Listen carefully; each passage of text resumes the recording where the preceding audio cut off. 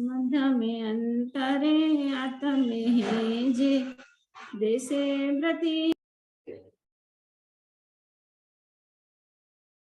छह ढाला, तीसरी ढाल चल रही है हमारी। तीसरी ढाल के 9 छंद हमने पूरे किए थे। 10 छंद पूरे हो गए हैं हमारे। इन 10 छंदों के अंतर्गत हमने व्यवहार सम्यक में 7 तत्वों का क्या स्वरूप होता है, व्यवहार सम्यक में उसका निर्णय क्या होता है, यह हमने अच्छी तरह से समझा। अंतिम में मोक्ष तत्व का स्वरूप हमने समझा है और व्यवहार सम्यक का लक्षण और कारण। पहला लक्षण तो 7 तत्वों की श्रद्धा और दूसरा लक्षण देव शास्त्र गुरु की सच्ची श्रद्धा। इसे भी हमने कल समझा था। इसका आज भावार्थ चलना है। भावार्थ कल हमने पढ़ा था, लेकिन आज फिर से पढ़ते हैं और उसके बाद फिर हम अगले छंद पर पहुंचेंगे। भावार्थ पढ़िए सरिता जी।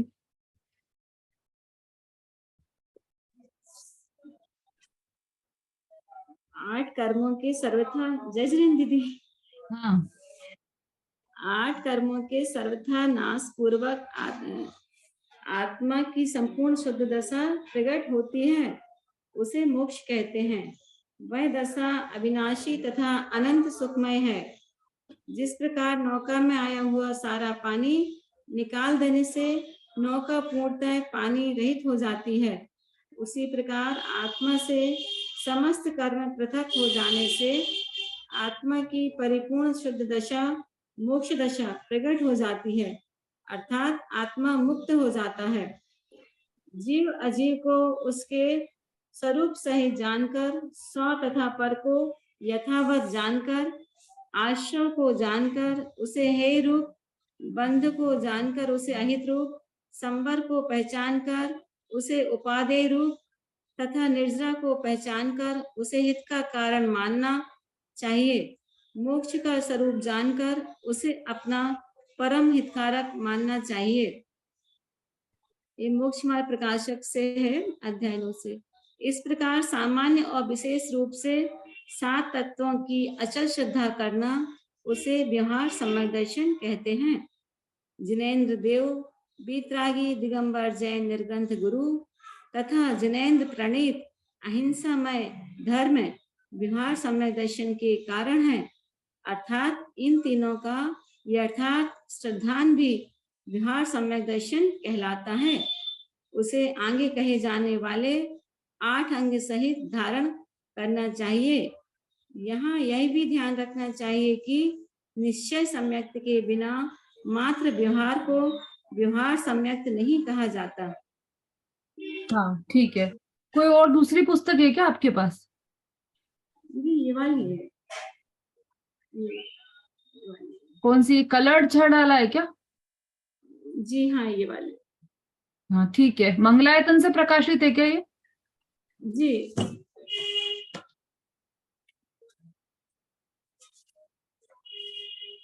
ये अलीगढ़ की दीदी। हाँ, वही मंगलायतन। हाँ, ठीक है, ठीक। पंडित देवेंद्र कुमार जी जैन क्या? हाँ, बिजोलिया, देवेंद्र जी बिजोलिया के द्वारा लिखा गया है। ठीक है, ठीक है। अभी अपन भावार्थ समझते हैं। इसके पहले कल मैंने होमवर्क दिया था, वो किसने किसने तैयार किया है?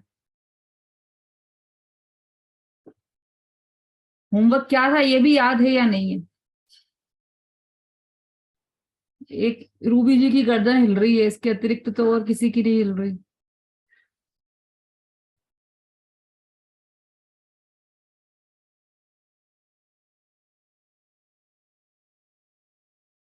बोलो स्वस्ति। आंटी मैं 7 तत्व और उसके आगे आगे वाले लिख लिए हैं। पूरे लिख कर लाए हो आप सातों तत्वों के? बोलिए बोलिए बोलिए।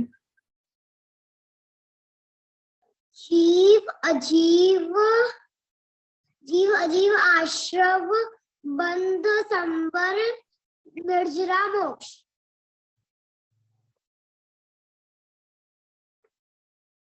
ये तो आपने कल भी बताए थे। होमवर्क क्या दिया था आपको? आगे आगे लिखने वाले। हाँ बोलिए, आगे का बोलिए। आश्रय और बंध दुख के कारण है। संवर निर्जरा सुख के कारण होते हैं। मोक्ष पूर्ण सुख रूप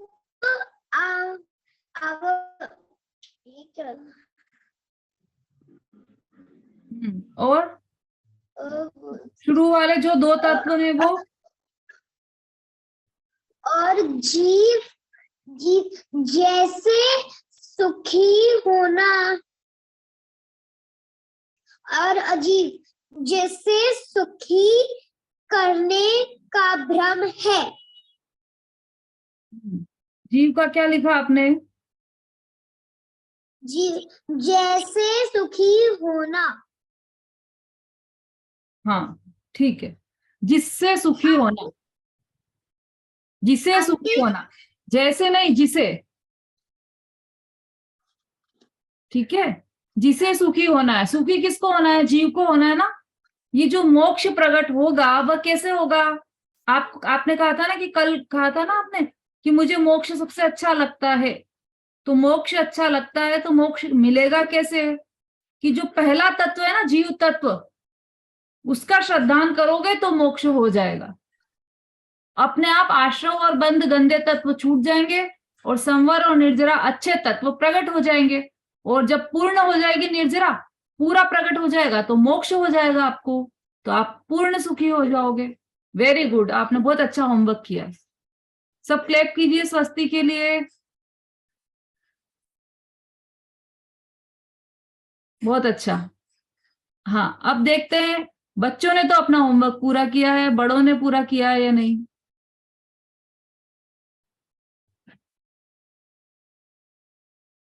चलिए रूबी जी बोलिए। जय जिनेन्द्र दीदी। दीदी हमारा प्रश्न था कि हम लोग 7 तत्वों की श्रद्धान भी करें और पूजन पाठ विधान भी करें। जय जिनेन्द्र देव सच्चे देव शास्त्र गुरु का श्रद्धान भी करें तो फिर हमारा धर्म की शुरुआत होगी या नहीं होगी? प्रश्न हमारा ये था। और उत्तर मुझे ये है, उत्तर अभी पूछते हैं आपसे, अभी पूछते हैं, देखते हैं प्रश्न और किस किस को याद है। सरिता जी बोलिए। दीदी आपने ये बोला था कि जैसे अपन को व्यवहार समय दर्शन है, यानी 7 तत्व श्रद्धान भी है, देव शास्त्र गुरु पर भी अपने को सच्चा श्रद्धान है, पूरा विश्वास है, तो फिर निश्चय समय दर्शन की क्या जरूरत है? ऐसे में भी अपना काम व्यवहार समय दर्शन से भी चल जाएगा। ये ठीक है, चलिए। हाँ रूबी जी बोलिए, आप उत्तर आपका बोलिए, फिर अपन सबसे पूछेंगे। दीदी मेरा उत्तर ये है कि बिना निश्चय सम्यक दर्शन के व्यवहार सम्यक दर्शन तो हो ही नहीं सकता। जैसे आपने उदाहरण दिया था कि जब हम केला लेने जाते हैं तो केला तो निश्चय सम्यक दर्शन है और जो उसका छिलका है वो व्यवहार सम्यक दर्शन है। तो जब केला हमें निश्चय सम्यक दर्शन है या फल है, फ्रूट है? उदाहरण में जो चीज समझाई है उस हिसाब से कि केला निश्चय में है और जो उसका छिलका है वो व्यवहार है। तो देखने में व्यवहार ही आता है, पूजा पाठ व्रत उपवास ये व्यवहार है। और जब हमें 7 तत्वों का सच्चा श्रद्धान होगा तो हम जीव और पुद्गल को समझ जाएंगे, और जब हम जीव पुद्गल को समझ जाएंगे, मोक्ष को अच्छी तरीके से समझ जाएंगे, तो फिर वहां से हमारा संवर शुरू हो जाएगा, तो वहां से पुण्य धर्म शुरू हो जाएगा। मेरा उत्तर इसमें ये है। ठीक है। बोलिए सरिता जी, बोलिए आप, आपका उत्तर भी बोलिए। दीदी निश्चय जैसे बार बार लिखा हुआ है कि निश्चय समय दर्शन के बिना तो व्यवहार समय दर्शन हो ही नहीं सकता है, तो वो उसके सिर्फ अनेक निमित्त मात्र रहता है। जब तक 7 तत्वों का श्रद्धान भी कर लेंगे, देव शास्त्र गुरु का भी श्रद्धान कर लेंगे, पर जो अपने आत्मा का सच्चा श्रद्धान नहीं करेंगे, आत्म सन्मुख नहीं होंगे, तो तब तक निश्चय समय दर्शन ज्ञान और चारित्र तीनों होगा, तो फिर उसके साथ व्यवहार समय दर्शन कारण और भूत से चलता जाता है। ठीक है, बोलिए संगीता जी।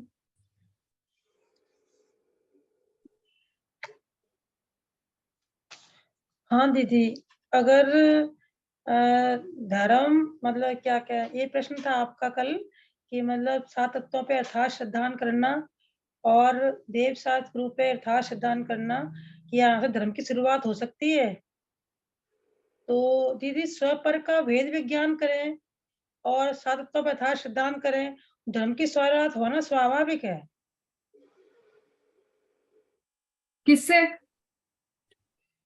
हम्म किससे धर्म की शुरुआत होना स्वाभाविक है? स्वपर का वेद विज्ञान करके।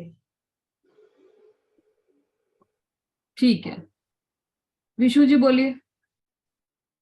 जी, 7 तत्वों का श्रद्धान भी करें और देव शास्त्र गुरु की श्रद्धा भी करें, ये तो व्यवहार सम्यक दर्शन में आएगा। निश्चय सम्यक दर्शन में आएगा। धर्म की शुरुआत होगी जब हम निज शुद्धात्मा की प्रतिभा स्वरूप आत्मा की श्रद्धा करेंगे, मतलब संवर से धर्म की शुरुआत होगी और जो चौथे गुण स्थान से आरंभ होती है। और जब तक संवर शुद्धि का प्रकट होना, जब तक शुद्धि प्रकट नहीं होगी तब तक धर्म का प्रारंभ नहीं होगा, क्योंकि शुद्धि का प्रकट होना ही संवर तत्व है। तो मेरे हिसाब से तो 7 तत्वों का श्रद्धान करने से और देव शास्त्र की श्रद्धा करने से धर्म की शुरुआत नहीं मानी जाएगी। ये तो व्यवहार सम्यक दर्शन है। अच्छा, और किससे मानी जाएगी धर्म की शुरुआत? जब हमारी शुद्धि आत्मा में शुद्धि प्रकट होगी। ठीक, वेरी गुड, बहुत बढ़िया विशु जी, बहुत अच्छा समझते जा रहे हो आप, बहुत अच्छी बात है। देखिए, सभी का उत्तर लगभग सही है, सभी ने यही बात बोली है कि व्यवहार सम्यक दर्शन मतलब व्यवहार रत्नत्रय और निश्चय रत्नत्रय, दो प्रकार के रत्नत्रय हमने पढ़े हैं इस ढाल में। शुरुआत में बोल दिया था कि मोक्ष मार्ग 2 प्रकार का नहीं है, लेकिन उसके कथन 2 प्रकार के हैं। एक व्यवहार रत्नत्रय रूप मोक्ष मार्ग और एक निश्चय रत्नत्रय रूप मोक्ष मार्ग। अब प्रश्न हमारा यह था कि कोई यह कहे कि मैं इस रास्ते से नहीं जाकर इस रास्ते से चला जाऊं, पहुंचूंगा तो मंजिल पे ही ना, तो मैं निश्चय मोक्ष मार्ग को नहीं पकड़कर व्यवहार मोक्ष मार्ग पकड़ लेता हूं और इस रास्ते से मैं मोक्ष में पहुंच जाऊंगा। तो यह सही है या नहीं, प्रश्न यह किया था कल। तो सभी का उत्तर लगभग सही है। हाँ, बोलिए रूबी जी, कुछ कहना चाहते? हाँ, अगर केवल व्यवहार पकड़ेंगी तो नहीं होगा, वो तो छिलके के जैसे है, अगर उसमें केला नहीं है तो फिर वो बेकार है छिलका।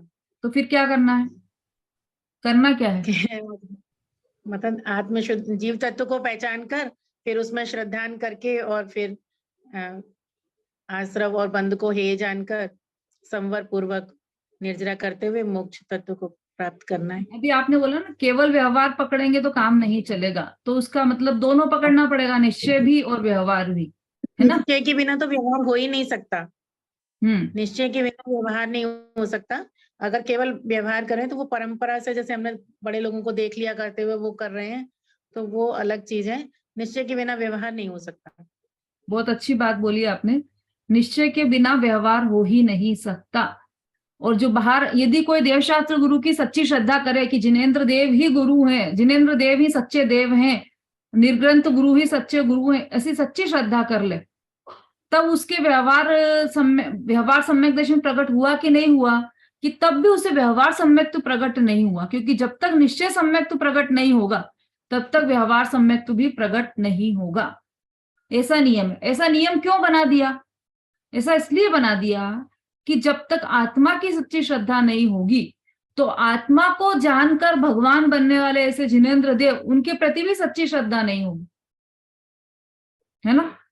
जिसे जब तक ये नहीं मानेगा कि मैं परद्रव्यों से भिन्न शुद्ध आत्म तत्व हूं, ऐसा यदि मान लिया, अपने को शरीर से भिन्न मान लिया, तो परमात्मा को भी देखेगा, जिनेंद्र भगवान को भी देखेगा, तो ये समझेगा कि वह शरीर से भिन्न मोक्ष की अवस्था में है, सिद्ध दशा में है, वही अवस्था पूजनीय है, तब उसे समझ में आएगा।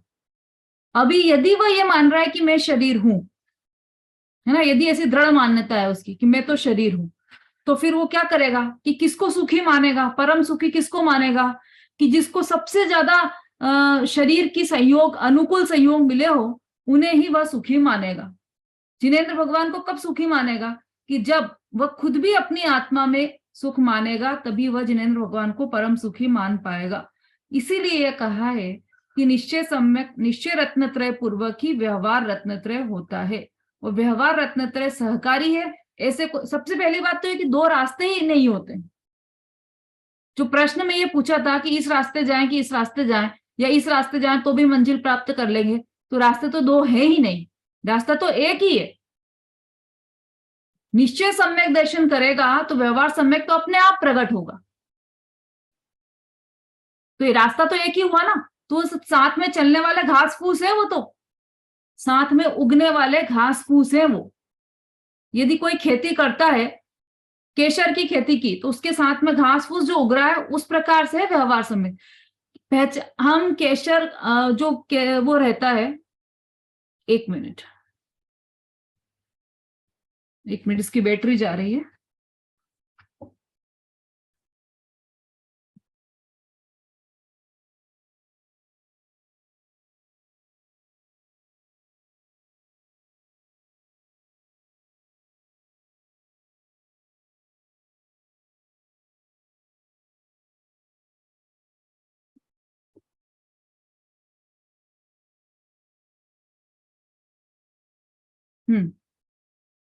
जैसे केशर की खेती की किसी किसान ने, तो वो जब वो केशर को तोड़ने गया, या कोई भी सब्जी है जैसे उसकी खेती की उसने, तो जब वो उस सब्जी को तोड़ने गया किसान, जब फसल पक गई तो वो फसल को काटने गया, तो उसकी पहचान वो कैसे करता है कि जो आसपास का घास है उसको देख के ये पहचानता है कि यहाँ पर केशर उगाया है, यहाँ पर चावल उगाया है, ऐसे पहचान किया, घास के द्वारा पहचान की। तो घास महत्वपूर्ण है कि नहीं? कि घास महत्वपूर्ण नहीं है, महत्वपूर्ण तो वह केशर है। उसके साथ में बिना उगाए सहज ही उग जाती है घास, को उसको उगाना नहीं पड़ा। वह तो उसकी पहचान के लिए बस इतना सा है कि वो पहचान बता देती कि यहाँ पर केसर है, बाकी उसका महत्व नहीं है। उसको तो तोड़कर बाद में फेंक दिया जाता है। किसको संभाल कर रखा जाता है? केशर को संभाल कर रखा जाता है। बहुमूल्य होती है, घास की तो कोई कीमत ही नहीं होती, उसे तो वैसे ही फेंक दिया जाता है। इसी तरह से ये जो सम्यक है या रत्नत्रय है, तो निश्चय रत्नत्रय के साथ साथ उगने वाला यह व्यवहार सम्यक तो रहे, व्यवहार रत्नत्रय होता है। आत्मा की श्रद्धा होगी तो साथ में स्वपर का श्रद्धान स्वतः ही हो जाएगा। आत्मा की श्रद्धा हुई तो पर का भी श्रद्धान हो गया कि ये पर है, आत्मा में आत्मा हूं, बाकी सब पर है। और आत्मा की श्रद्धा हुई तो देवशास्त्र गुरु का भी सच्चा श्रद्धान हो गया कि जिन्होंने आत्मा को जाना है, जिन्होंने आत्मा को जानकर सुख प्रकट किया है, ऐसे परम वीतरागी सर्वज्ञ ऐसे मेरे जिनेंद्र देव हैं, ऐसा देव का सच्ची पहचान होगी। और जिसको आत्मा की पहचान हुई वह भूल कर भी परिग्रह सहित को गुरु नहीं मानेगा, क्योंकि उसे पता है कि आत्मा परिग्रह रहित ही है स्वभाव से। न तो उसने कुछ ग्रहण किया है, न वह कुछ छोड़ेगा। आत्मा यानी कि मैं जीव कुछ छोड़ नहीं सकता क्योंकि ग्रहण ही नहीं किया। तो जो परिग्रह रहित निर्ग्रंथ मुनिराज है, वैसी आत्मा की दशा है, निर्ग्रंथ ही है आत्मा स्वभाव से। तो ऐसे आत्मा का स्वभाव समझ लिया तो वह बाहर में परिग्रह सहित को गुरु मान ही नहीं सकता, और हिंसा में धर्म भी नहीं मान सकता, क्योंकि उसे पता है कि जैसा मैं जीव हूं अनंत गुणों का खजाना, ऐसा ही ये चींटी जो चल रही है छोटी सी दिखाई दे रही है, लेकिन इस छोटी सी चींटी के शरीर में भी अनंत गुणों का खजाना ऐसा जीव तत्व है। ऐसा परिपूर्ण शुद्ध भगवान आत्मा है, जो सिद्ध परमात्मा बैठे हैं, या जो वेदी में विराजमान है अनंत भगवान, जैसे वो है वैसी ही ये चींटी है। चींटी में और उनमें कोई अंतर नहीं है, निगोदिया के जीव में और भगवान के जीव में कोई अंतर नहीं है। ऐसा वह बिल्कुल सटीक समझ जाता है ज्ञानी जीव। कब समझता है? कि जब उसे आत्मा का सच्चा श्रद्धान हो जाता है, तब आत्मा का आत्म तत्व का सत्य श्रद्धान हो गया तो ये बाहर में व्यवहार सम्यक तो अपने आप उगने वाले घास फूस हैं। ठीक है, तो इसलिए पहली बात तो ये कि रास्ते दो नहीं है, रास्ता तो एक ही है। और जो दूसरा बात साथ में बताया, तो फिर कहा ही क्यों दूसरा रास्ता? कि दूसरा रास्ता इसलिए कहा कि जो यह बताने के लिए कि वह रास्ता तो नहीं है, लेकिन रास्ते के साथ में चलने वाला सहचारी है, साथ साथ चलता रहता है।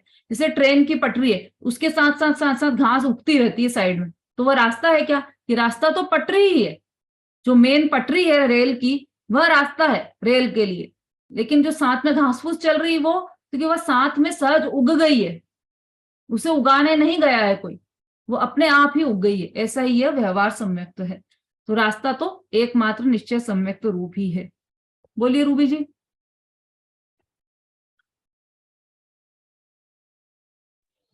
हाँ दीदी, वो ना एक बार शायद किसी प्रवचन में सुना था, तो महाराज जी बोल रहे थे कि जो निश्चय व्यवहार है वो जो हमारे भाव है, निश्चय व्यवहार वो खेती है जो हम बीज में डालते हैं, और व्रत उपवास संयम वो बाढ़ है जिससे वो खेत को खा ना जाए, विषय चोर चौबीर फिरत है तो वो खा नहीं जाए उस खेत को, इसलिए वो बाढ़ जो लगाई जाती है वो व्रत उपवास संयम इसलिए किया जाता है।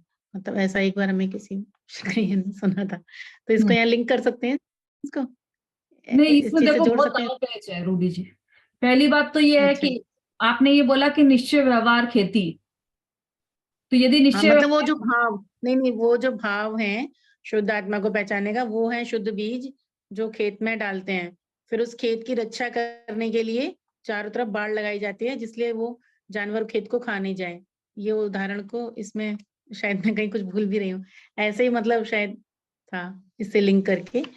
तो वो क्या है, जितना भी हम व्रत उपवास संयम नियम लेते हैं वो उसके उन भावों की रक्षा करने के लिए कि विषय में ना फंसे। बिल्कुल अभी जो बात बताई ना उससे बिल्कुल उल्टी बात बोल रहे हो आप। देखो अभी क्या बोला कि घास सहज ही उग गया, उगाना नहीं पड़ा, और आपके उदाहरण में क्या आ रहा है कि वो बाढ़ उगाई गई ताकि रक्षा रहे उसकी। कितना अंतर हो गया। एक कुत्ता होता है हलवाई का कुत्ता जो सहज पल जाता है, और एक होता है पालतू कुत्ता जिसे पाला जाता है। तो इस यहाँ के दृष्टांत में जो लागू पड़ रहा है वह तो हलवाई का कुत्ता है, सहज में पल गए, सहज में पल गए अच्छा, हैं ये व्यवहार सम्यक्त्व आदि, उसे पालना नहीं पड़ा है, उसके वो बाढ़ नहीं लगानी पड़ी। पड़ी का शब्द ही नहीं है जैन शासन में। हठ पूर्वक कोई भी क्रिया नहीं होती। इसमें एक बात और है, यदि व्रत संयम को बाढ़ माना गया तो पहली बात तो जो व्रत संयम उपवास आदि किया जा रहा है तो वह तो पर की क्रिया है, आत्मा की क्रिया ही नहीं। उपवास किया तो किसने किया? आत्मा भूखा रहा, इसका मतलब आत्मा खाता है ना। किसने किया उपवास? न तो शरीर ने किया ना आत्मा ने किया, उपवास हुआ ही नहीं है। यदि हम निश्चय की परिभाषा लगाएं तो चलो वो तो बहुत दूर की बात है कि आत्मा में ही वास करना वो है, व्यवहार से भी उपवास नहीं हो पाया। क्यों नहीं हो पाया? कि आत्मा, पहली बात तो आत्मा कुछ खाता नहीं है तो वह अन्न छोड़ेगा कैसे, और शरीर में जाता नहीं है अन्न, अन्न अन्न में ही रहता है, शरीर में नहीं जाता है, क्योंकि प्रत्येक परमाणु परमाणु स्वतंत्र है। तो एक कोर लिया आपने भोजन का, उसमें कितने परमाणु हैं? अनंत परमाणु।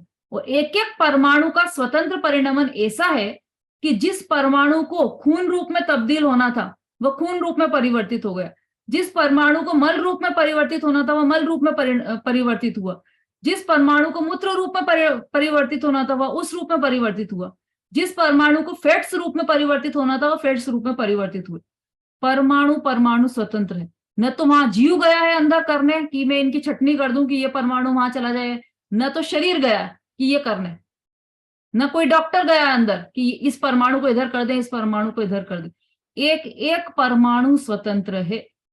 प्रत्येक द्रव्य की स्वतंत्रता है, जीव द्रव्य हो चाहे पुद्गल द्रव्य हो, सब द्रव्य स्वतंत्र हैं।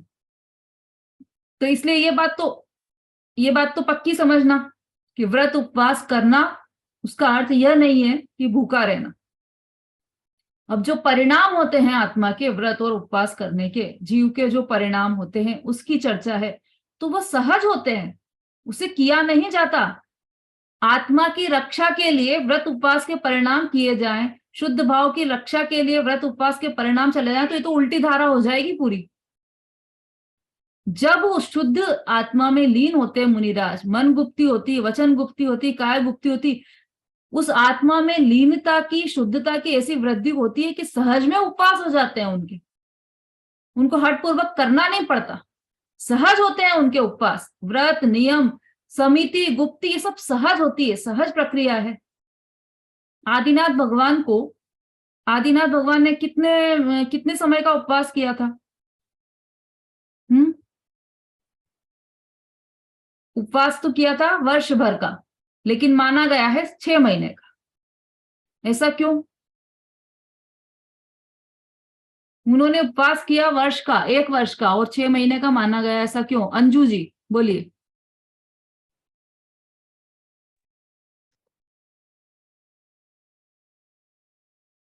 आपने फिर से म्यूट कर लिया, अनम्यूट कीजिए।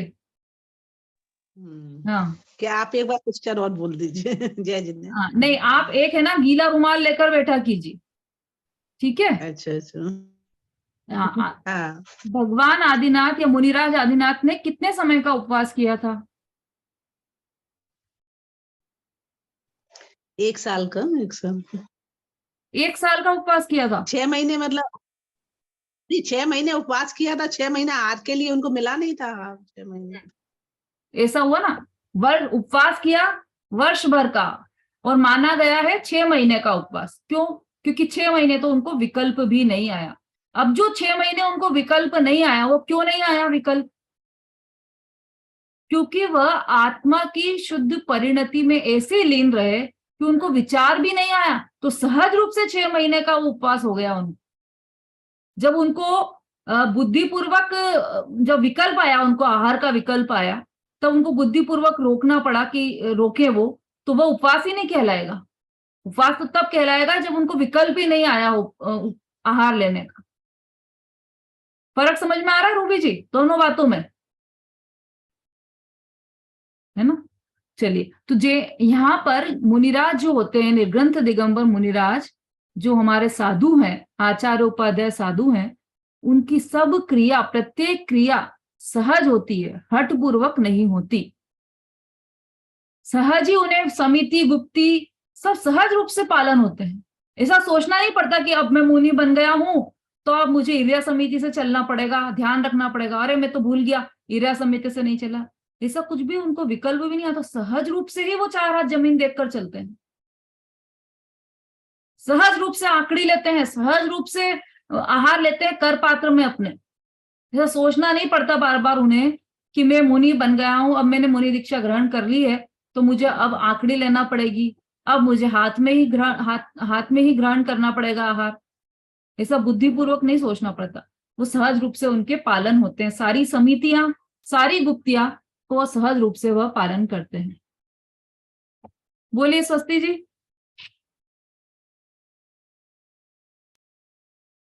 कल बताया था कि मैं सारे 24 तीर्थंकर इंडिया से गए हैं, तो मैं सारे 24 तीर्थंकर इंडिया से क्यों गए हैं मोक्ष, ना वो पाकिस्तान या अदर कंट्री से क्यों गए?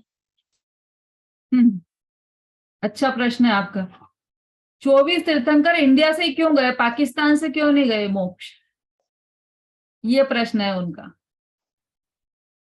ऐसा है, तीर्थंकर भले ही इंडिया से मोक्ष गए हों, लेकिन पाकिस्तान से भी कई जीव मोक्ष गए हैं। जल सिद्ध न थल सिद्ध नभ सिद्धेभ्यो नमः, हमेशा बोलते हैं ना, तो पूरे जल में से भी मोक्ष गए हैं, पूरी जमीन पे से भी मोक्ष गए हैं, आकाश में से भी मोक्ष गए, प्रत्येक जगह से मोक्ष गए हैं जी। कोई भी जगह ऐसी नहीं है जहां से मोक्ष नहीं गए। लेकिन 24 तीर्थंकर इंडिया से क्यों मोक्ष गए, ये है प्रश्न। तीर्थंकर, तो तीर्थंकर ऐसा स्वतः है कि वो यहाँ अयोध्या में ही जन्मते हैं। इंडिया तो छोड़ो, अयोध्या एक ही सिटी में जन्म होता है सारे तीर्थंकरों का। अयोध्या